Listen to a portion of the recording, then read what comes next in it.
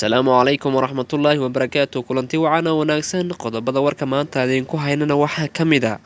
kuuriyada waqooyi oo sheegtay inay sii wadayso ballaadhinta xagga atomikada shucaca nukliyarka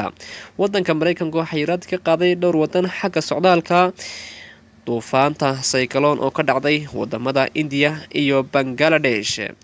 qodobada kalena haynana waxaa ka mid a dhimashada coronavirus ee wadanka indonesia oo sii korodhay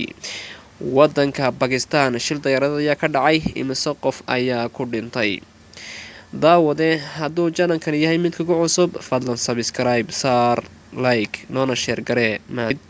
taariikhdu maanta waa 2020 bisha shanaad 6 daawade waxaan kula wadaagi doonaa insha allah wararka caafimaadka aqoonta hadduu alla ka dhigo maalinta jimcaha iyo khamiista mahadsanid isku soo laabasho wanaagsan madaxweynaha Korea Kim Jong Un ayaa sheegay inuu ballaadhnayo ama uu dib u bilaabayo hubkiisii atomikada shucaca nukliyarka wuxuu sheegay inuu dib u ballaadhnayo wuxuuna isku yeedhay dhammaanba xubnihiisa militariga taas oo sheegay inuu dib u bilaabayo sameynta gantaalaha atomikada shucaca nukliyarka markii uu kasoo laabtay 22 cisho fasax ku joogay una ka fasaxnaa shaqada xanuunka COVID-19 dartii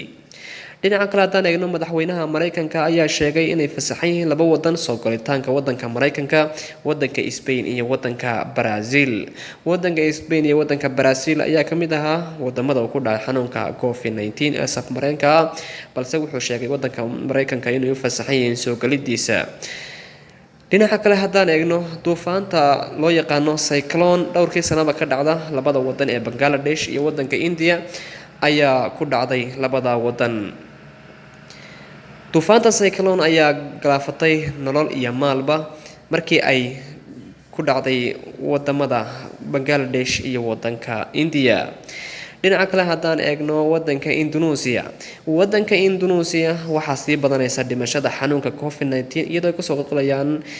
muhaajiriinta ka kala yimi dhowr wadan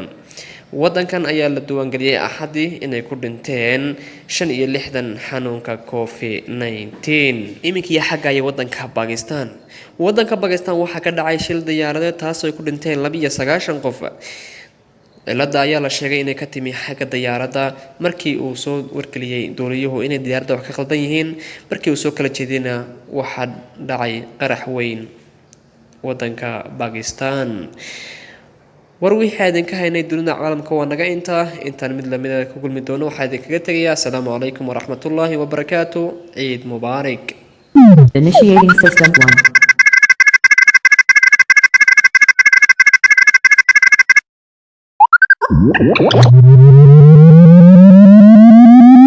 System 1 loaded.